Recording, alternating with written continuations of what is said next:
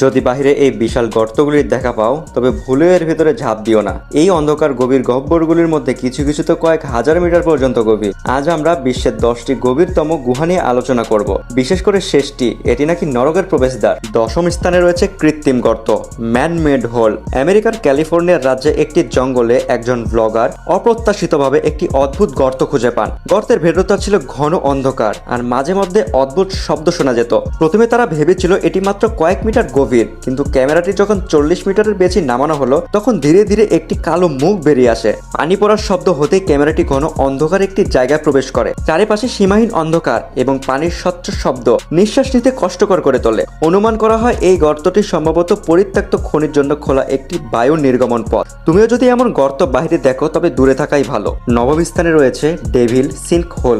আমেরিকার টেক্সাস রাজ্যের এক মরুপ্রায় অঞ্চলে একটি অস্থির করে দেওয়া গুহা রয়েছে। এর ব্যাস 20 মিটারের কম, কিন্তু গভীরতা 160 মিটার পর্যন্ত পৌঁছেছে। এমনকি এর ভেতরে স্ট্যাচু অফ লিবার্টির পুরো মূর্তি ধরে যেতে পারে। এটাকে ডেভিল স্কিন হোল বলার কারণ এই গহ্বরে 30 লক্ষের বেশি মেক্সিকান ফ্রি টেইলস ব্যাট বাস করে। এরা হলো বিশ্বের দ্রুততম স্তন্যপায়ী প্রাণী। যখন তারা দলবদ্ধভাবে বাহিরে আসে তখন তা যেন দানবের আবির্ভাব, যা খুবই ভয়ঙ্কর। কয়েক লক্ষ বছর আগে এখানে অ্যাসিডিক ভূগর্ভ নদী বইতো। সময় গড়ানোর সাথে সাথে তার চুনা পাথরকে ক্ষয় করে এবং অবশেষে তা ধসে গিয়ে এই বিশাল গভীর গর্ত